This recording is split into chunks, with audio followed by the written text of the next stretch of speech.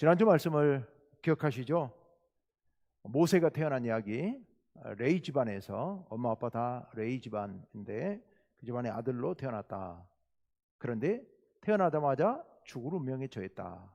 왜냐하면 바로가 남자 아들이 태어나면 다 죽이라고 애굽 온 백성에게 명령을 했기 때문에 애굽 사람들에게 들키면 죽이려고 할 것이니까.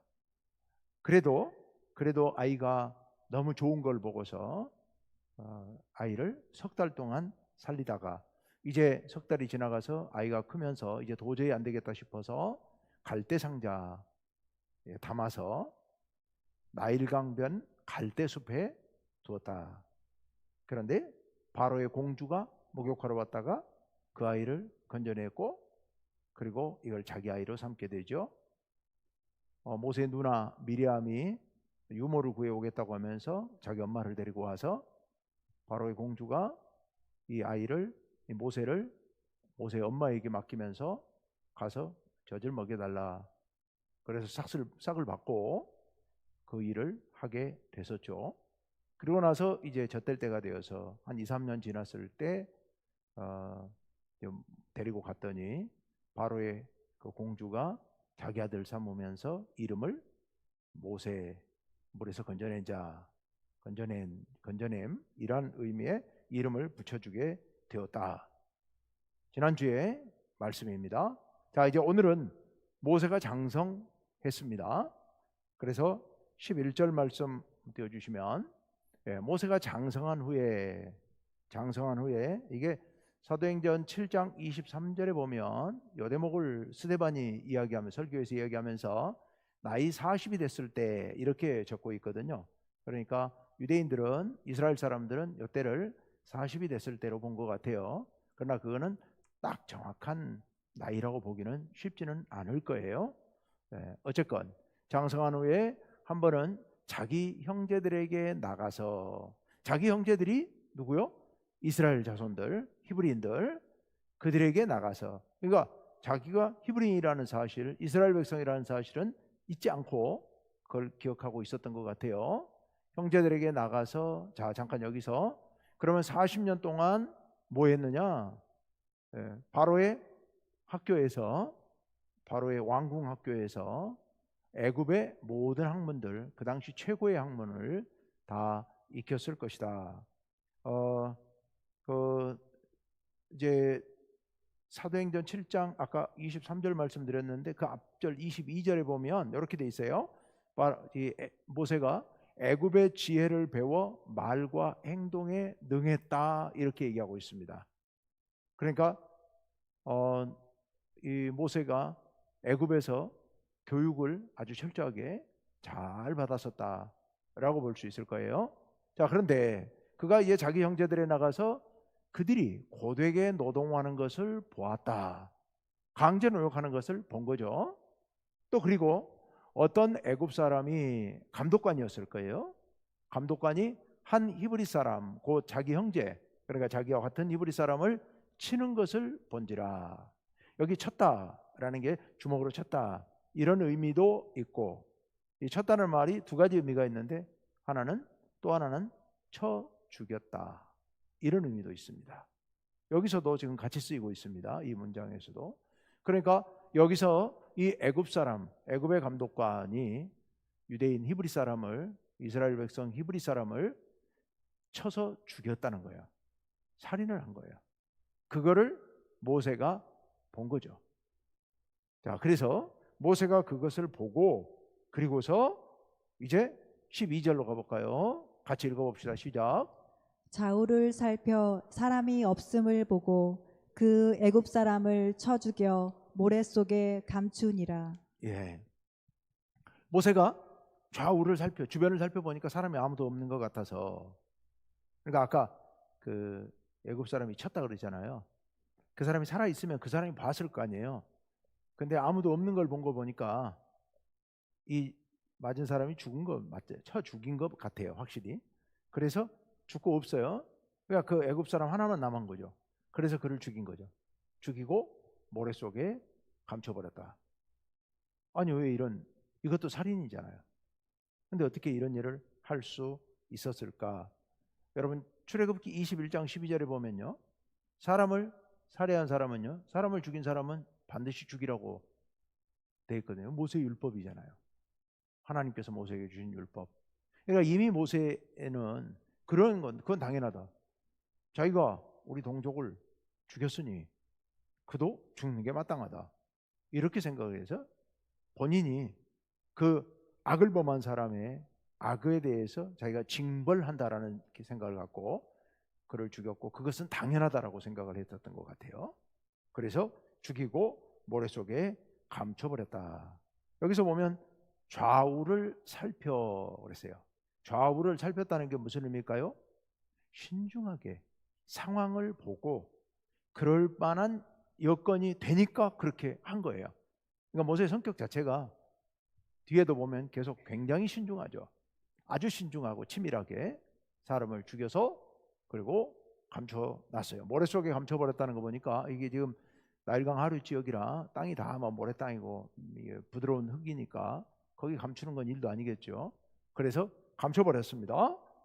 자, 그런데 13절로 가볼까요? 13절 다 같이요. 이튿날 다시 나가니 두 히브리 사람이 서로 싸우는지라 그 잘못한 사람에게 이르되 내가 어찌하여 동포를 치느냐 하매. 예. 가서 봤더니 이튿날은 히브리인들끼리 둘이 싸우고 있는 거예요. 근데 한 사람이 잘못한 게 명백하다고 보였던 것 같아요. 그래서 모세가 얘기하는 거죠. 그 잘못한 사람에게 네가 왜 동포를 치냐? 아니, 동포 아니냐? 한 형제 아니냐? 근데 왜 이렇게 싸우고 왜 이렇게 치느냐? 라고 그 사람에게 굳이 그 사람을 꾸짖고 훈계한 거죠. 그러니까 모세의 마음 가운데는 어떤 마음이 있어요? 이 동포끼리는 이래서는 절대로 안 된다.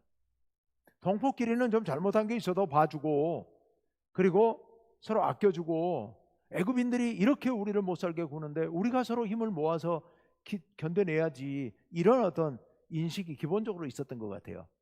그래서 그렇게 말한 거죠. 어찌하여 네가 동포를 치냐? 잘못한 거 있어도 봐주고 서로 감싸주고 서로 보호해줘야지, 이 어려운 난국에 뭐 이런 얘기를 한 것 같습니다. 자, 그랬더니 그 사람이 뭐라고 하느냐? 14절 다 같이. 그가 이르되 누가 너를 우리를 다스리는 자와 재판관으로 삼았느냐? 내가 애굽 사람을 죽인 것처럼 나도 죽이려느냐? 모세가 두려워하여 이르되 일이 탈로 되었도다. 예, 그가 모세가 꾸짖으니까 그가 하는 얘기가, 아니 네가 뭔데? 뭐 이런 거죠. 너를 누가 다스리는 자 재판관으로 삼았냐? 네가 무슨 우리 재판관이라도 되냐? 하고서 얘기한 거죠. 그러면서 네가 애굽 사람 죽인 것처럼 나도 죽일래냐? 모세는 혼자 아무도 안 보는 상태에서 죽여서 흙에 묻었다고 모래에 묻었다고 생각했는데, 그런데 지금 여기 이 사람 하는 얘기 들어보니까 다 알고 있는 얘기가 되는 거예요. 다 알고 있는 거예요.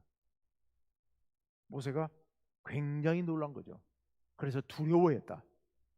두려워하여 이르되 일이 탈로 되었도다. 내가 애굽 사람 죽인 거 탈로 났구나. 모세가 은밀하게 아무도 모르는 상태로 벌린 걸로 생각했는데 그게 뜻대로 되지를 않은 거죠. 여러분, 모세 생각엔 동족들이 다 자기 마음 같은 줄 알았는데 그렇지도 않았고, 자기가 은밀히 해서 뭔가를 동족을 위해서 해줄 것처럼, 동족의 문제를 자기가 해결할 것처럼 행동했는데 그것이 아무 효과도 없고 오히려 역효과만 나서 자기까지 위험해지는 그런 상황을 만난 겁니다. 한마디로 말하면 모세가 나이 40살에 애굽에서 그동안에 갈고 닦은 지식과 또 자기의 육체적인 능력과 이런 걸 가지고 내가 이만하면 이제 동포들에게 가서 동포들을 위해서 뭔가를 해줄 수 있겠다, 저 고생하고 있는 동포들을 내가 구원하는 뭔가를 할 수 있겠다라고 생각을 했던 것 같아요. 너무 생각이 가상하고 참 좋지만, 그러나 아무 효과도 없이 오히려 자기가 큰 중범죄자가 되어버리는 이런 상황에 온 겁니다.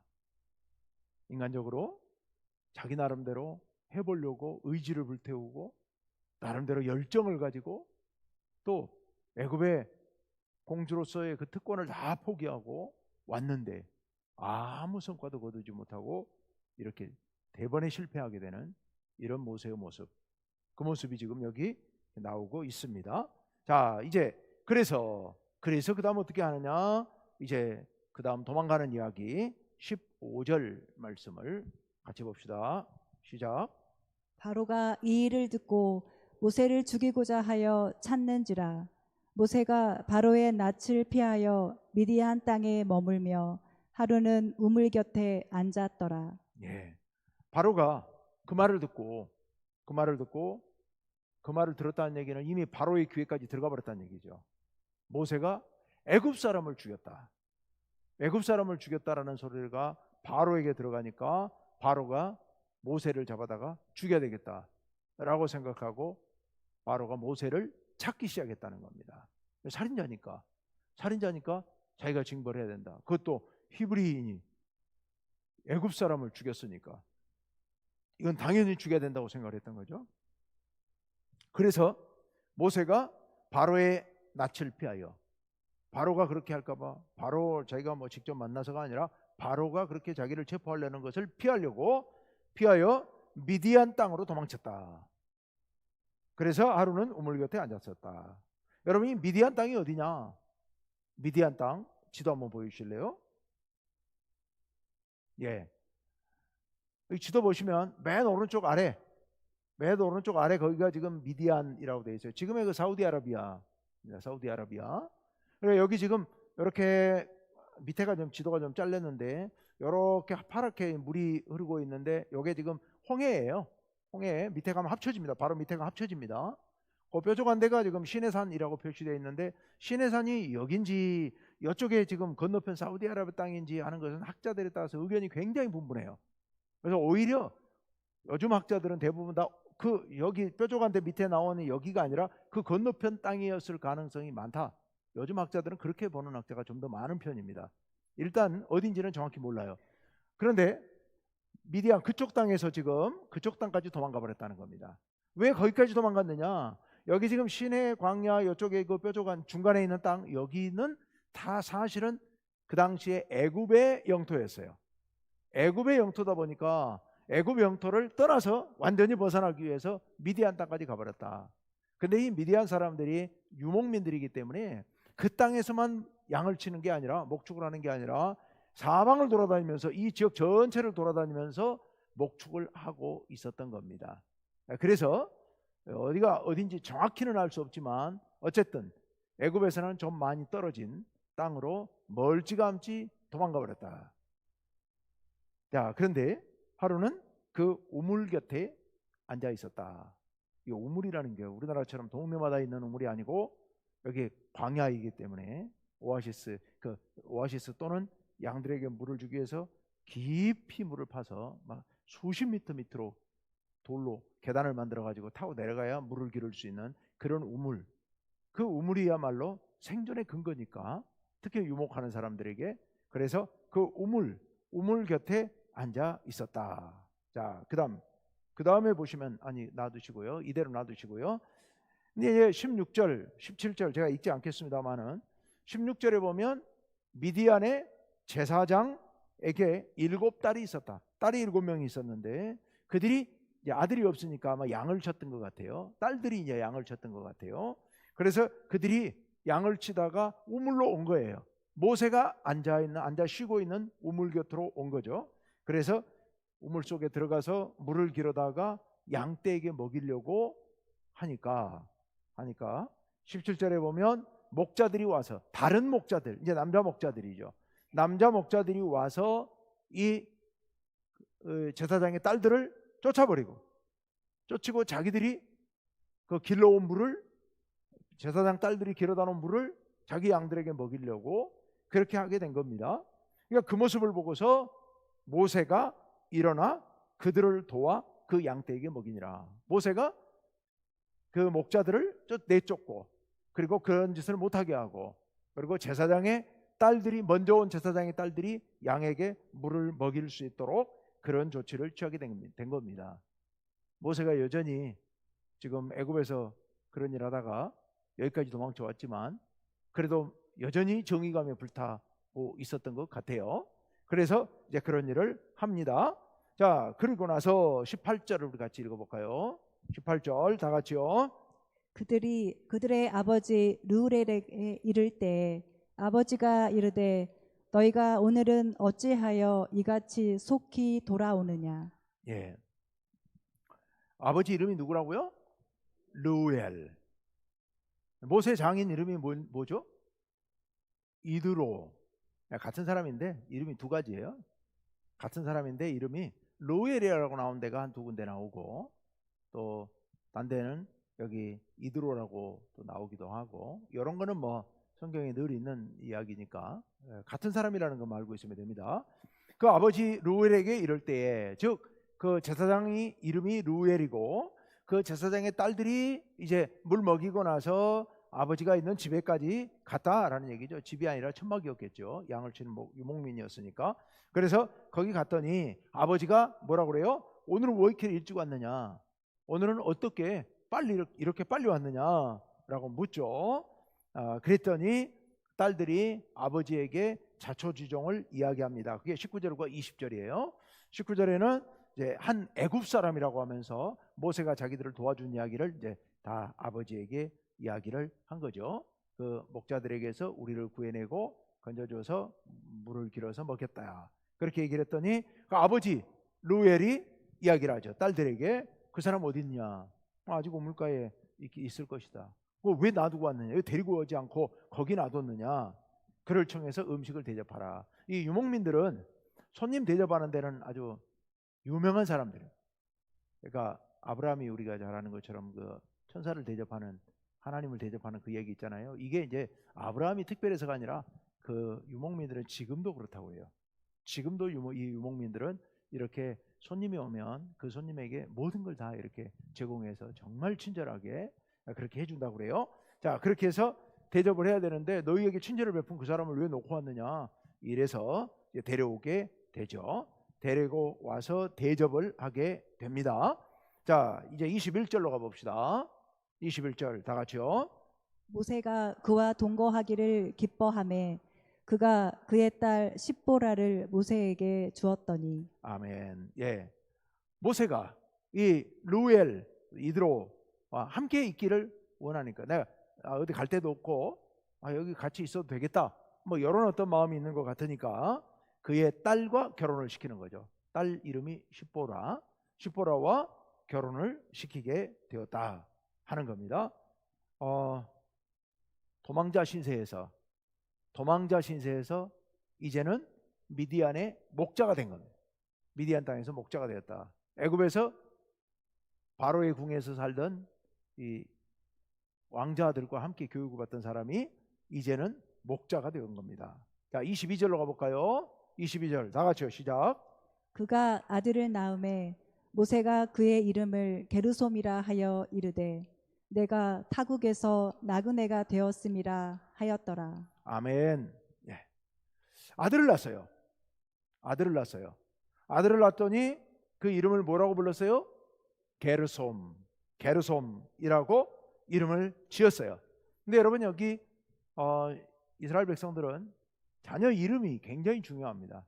이름에다가 아주 특별한 의미를 부여해서 이렇게 이름을 짓죠. 근데 여기 게르솜이 이름이 정확히 무슨 뜻인지는 모르지만 거의 대다수 학자들이 동의하는 것은 게르와 솜을 결합한 것이다 라고 봐요. 뒤에 솜이 거기에서 이런 뜻이고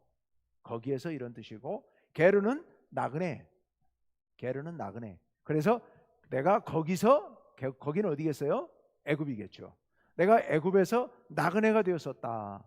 그래서 게르솜이라고 이름을 붙이게 됩니다. 그래서 내가 타국에서 애굽에서 나그네가 되었다.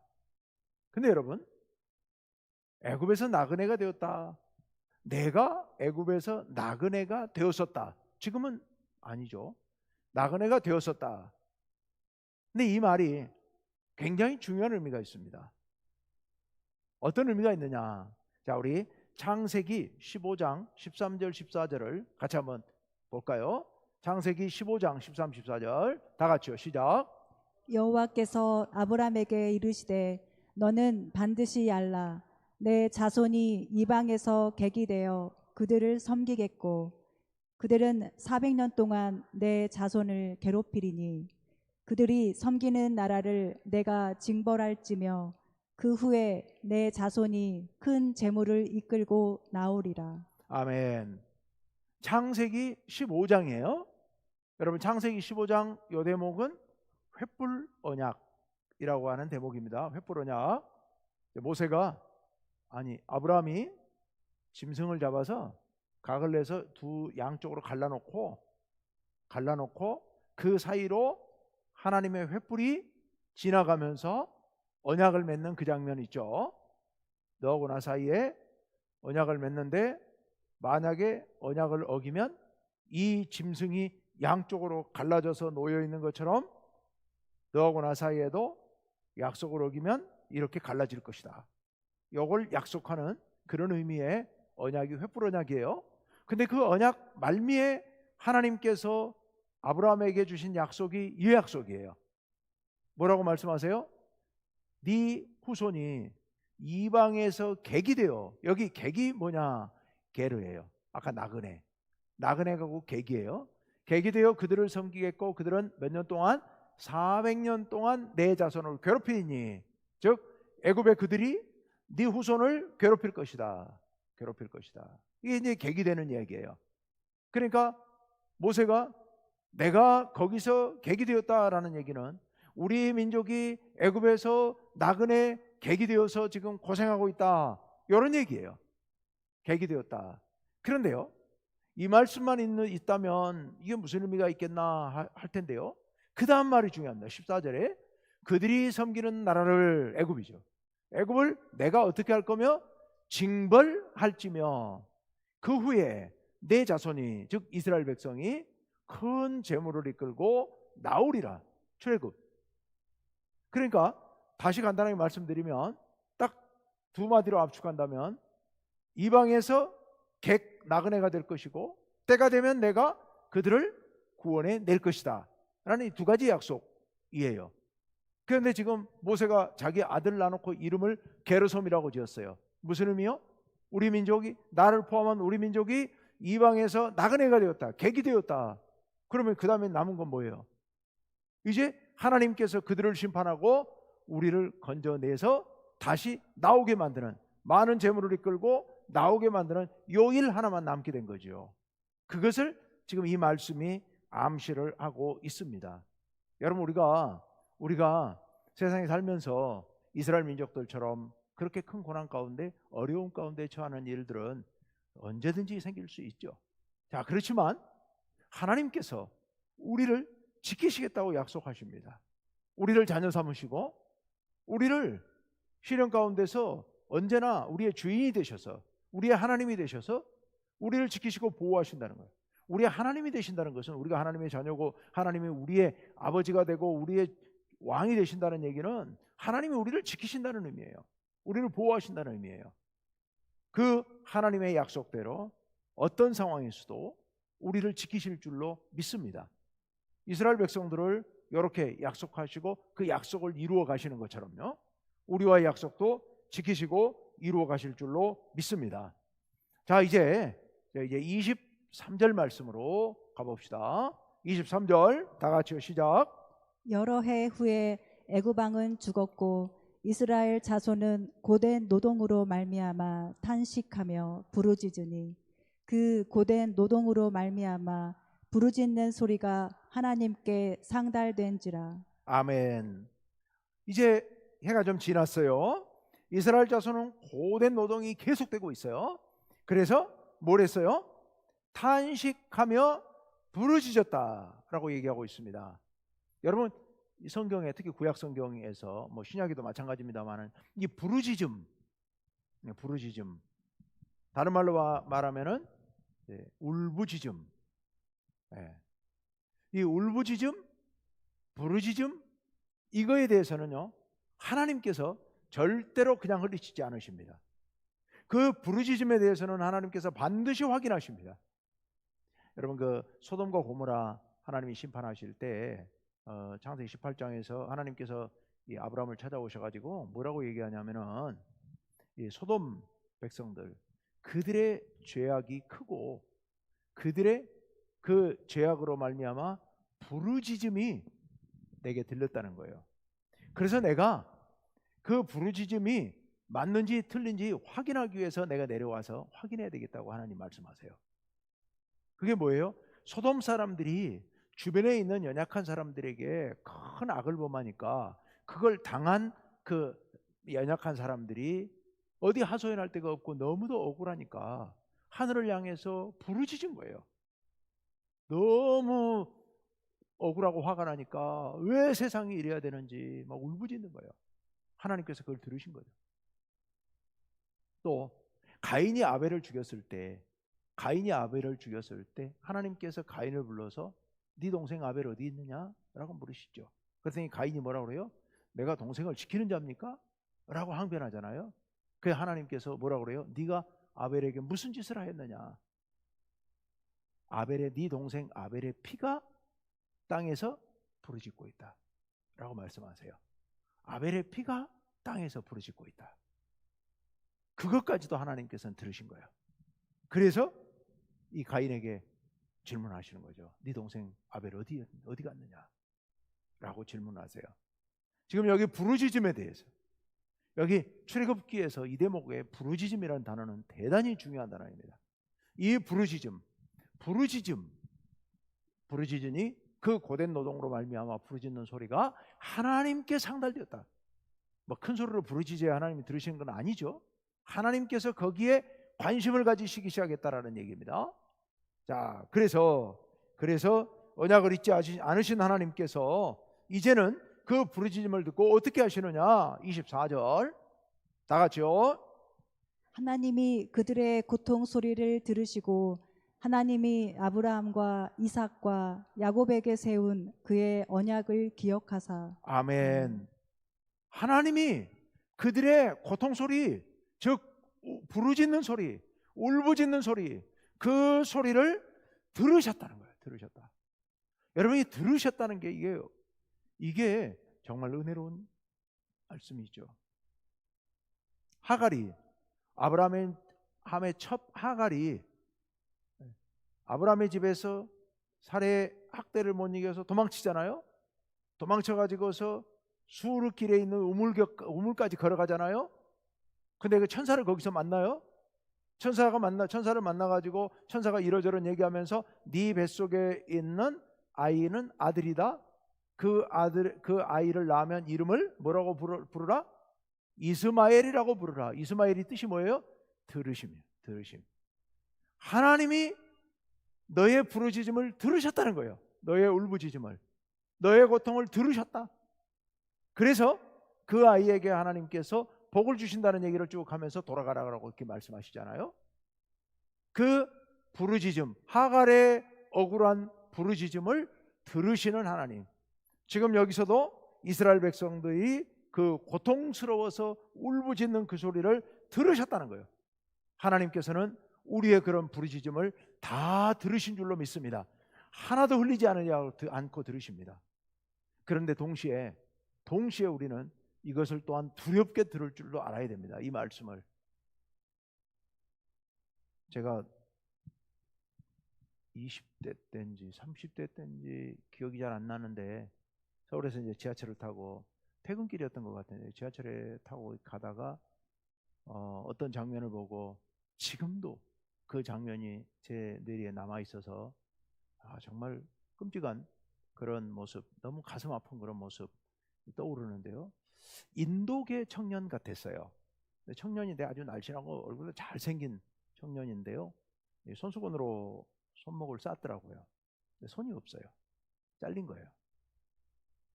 근데 그 손목을 가지고 자기의 억울한 사정을 지하철에서 이야기를 하는 거예요. 자기를 도와달라고. 공장에서 일하다가 잘렸는데 주인이 내쫓아버린 거예요. 치료비도 안 주고. 여러분 그 사람의 그 울먹이면서 지하철 안에서 하소연하는 그 얘기가 지금도 제 귀에 들리는 것 같아요. 그런 그 사람의 그 울부짖음, 그걸 하나님께서 절대로 그냥 흘리시지 않습니다. 우리가 경제적으로 우리나라가 잘 되고 잘 살고 부자 되고 좋지만 그 밑바탕에 그렇게 연약한 사람들, 요즘도 끊임없이 산업재해 발생하고 이러는데, 그런 현장에서 울부짖는 억울한 울부짖음을 하나님께서 절대로 그냥 흘리시지 않으신다는 사실을 생각하고 우린 사실 두려워해야 됩니다. 우리가 두려워할 줄 알아야 됩니다. 나도 억울할 때 그러지만 내가 누군가를 억울하게 하는 일도 절대로 해서는 안 된다. 예, 하나님께서 자 들으시고 그 다음에 뭐라고 하시냐면, 하나님이 아브라함과 이삭과 야곱에게 세운 그의 무엇을? 언약을 어떻게 하사? 기억하사. 예, 400년도 지난 이야기예요. 400년도 지난 이야기. 400년도 지난 아브라함과의 언약, 이삭과의 언약, 야곱과의 언약을 하나님께서 다 기억하고 계셨다는 거예요. 야곱과도 하나님께서 언약을 지으셨죠. 창세기 보면 야곱이 일족을 이끌고 애굽으로 내려가려고 그럴 때 하나님께 기도하잖아요. 그러니까 하나님께서 꿈에 나타나셔가지고 두려워하지 말고 내려가라라고 하나님께서 말씀하시면서 약속을 주셨거든요. 그 약속을 얘기하는 겁니다. 그 약속을 기억하셨더라. 기억하셨더라. 야, 이거 정말 얼마나 큰 은혜인지요. 부르짖음을 들으시고 약속을 기억하시는 하나님, 그 하나님이 바로 우리의 하나님이라는 사실을 여러분 잊지 마시길 바랍니다. 자, 오늘 마지막 25절 말씀을 다 같이 읽습니다. 시작. 하나님이 이스라엘 자손을 돌보셨고 하나님이 그들을 기억하셨더라. 아멘. 자, 마지막으로 정말 은혜로운 말씀, 돌보심. 하나님이 돌보심. 하나님이 불쌍히 여기시고 그들을 돌아보시고 어루만져 주시는 그 모습, 그것을 하나님이 그렇게 해주셨다. 이제 하나님께서 드디어 움직이실 작정을 하신 겁니다. 여기 돌보셨다는 것, 그리고 그들을 기억하셨다는 것 잊지 않으시고 그들을 향해서 하나님께서 저들의 고통을 기억하시면서 내가 이제 움직여야 되겠다라고 하셨다는 그런 말씀입니다. 자, 오늘 말씀을 한번 종합해 봅시다. 모세가 나이 40살에 동족을 돌아볼 생각을 갖고 현장에 나와서 인간적인 방법으로 나름대로 해보려고 했습니다. 얻은 게 뭐였습니까? 아무것도 없어요. 아무것도 못했습니다. 오히려 자기까지 위험해지고 말았어요. 우리들이 간혹 좋은 의도라 하더라도, 좋은 목적, 좋은 계획이라 하더라도 그게 하나님과 상관없이 내 힘, 내 능력으로 하려고 하는 것, 이거 무모한 일일 수 있습니다. 그게 지금은 뭔가 되는 것 같을지 모르지만 결과적으로는 아무것도 얻는 게 없을 수도 있습니다. 그래서 우리는 하나님의 뜻과 상관없이 나 혼자 내 계획에 의해서 내 노력으로 내 힘으로 너무 하려고 아둥바둥하는 것, 이거 어리석은 일일 수 있습니다. 물론 최선을 다해서 살지만 하나님께 맡기고 하나님께 방법을 구하고 지혜를 구해야지요. 자, 이제 모세가 그렇게 실패했지만 하나님께서는 당신의 때를 기다리고 계신 거죠. 때가 되어서 그들의 울부짖음을 들으시고 그리고 기억하시고 그들을 돌아보시고 그들의 삶을 생각하시면서 하나님께서 구체적으로 움직이기 시작하시는데요. 먼저 그 전에도 모세를 이제 미디안 광야로 도망치게 만든 다음에 미디안 광야에서 40년 동안 루엘의 양떼를 치게 만드셨죠. 근데 그 40년의 광야 생활이 나중에 이스라엘 백성을 이끌고 광야에서 40년 동안 살아가는데 밑바탕이 되는 거예요. 그것을 어쩌면 하나님께서는 준비시키셨다고 볼 수 있습니다. 아무 일도 아닌 것 같지만, 망명 가서 40년 동안 허송세월한 것 같지만 허송세월이 아니었고 하나님께서는 그 시간을 활용하셔서 나중에 출애굽 이후에 이스라엘 백성을 이끌고 그렇게 광야 생활을 해나갈 수 있도록 하나님은 준비시키고 계셨다는 겁니다. 물론 모세는 몰랐죠. 그러니 인간적으로는 답답했겠죠. 내가 내 인생이 이렇게 끝나나 하고 좌절에 빠지기도 했겠죠. 절망에 빠졌겠죠. 이 요셉과도 아주 비슷하지 않습니까? 요셉, 애굽에서 하나님께서는 요셉을 그렇게 철저히 준비시키고 계셨지만 요셉이 본인이 느끼기에는 얼마나 답답하고 얼마나 억울했겠습니까? 그렇지만 여러분, 우리 인생에서 혹시 그런 일이 생기더라도 때로 우리는 내가 지금 뭐 하나, 내 인생이 이렇게 끝나나, 억울하고 답답하고 그럴 수 있습니다. 그렇지만 여러분, 하나님의 시간은 따로 있습니다. 하나님께서 정하신 결정적인 때는 아직 오지 않았고, 그 때를 위해서 하나님께서는 지금도 우리를 준비시키고 계십니다. 그때가 80이 됐을 때인지 90이 됐을 때인지 그건 알 길 없고, 우리는 하나님께 맡기고 하나님의 때를 기다리면서 우리가 서서히 우리는 우리 할 일을 성실하게 해 나가면 될 겁니다. 하나님께서는 애굽에 가서 객이 되어서 나그네가 되어 살고 있는 그들을 버리지 아니하시고 그들을 보호하십니다. 그 나그네 된 이스라엘 백성들을 구원하시기 위해서 모세를 나그네로 만드셨고, 그래서 그 일을 하도록, 하나님의 일을 하도록 그렇게 하십니다. 우리가 때로 어려운 일을 만나고 고난을 만날 때 우리가 하나님 앞에 부르짖으면 하나님께서 우리의 부르짖음을 들으십니다. 들으시고 우리를 기억하십니다. 그리고 우리에게 손을 내미셔서 우리를 지키시고 당신의 방법으로 우리를 구원해 주실 줄로 믿습니다. 여러분, 오늘 이 말씀을 여러 모양으로 깊이 생각하면서 우리 인간의 방법이 아니라 하나님의 방법이 있다는 것 생각하시고, 하나님께서 준비하신다는 것, 하나님께서 우리를 기억하시고 하나님께서 일하신다는 사실, 우리의 부르짖음을 들으신다는 사실을 기억하면서 여러분, 세상에 어떤 풍파가 닥친다 하더라도 두려워하지 말고 담대하게 앞으로 걸어 나아가시기를 간절히 바랍니다. 시간이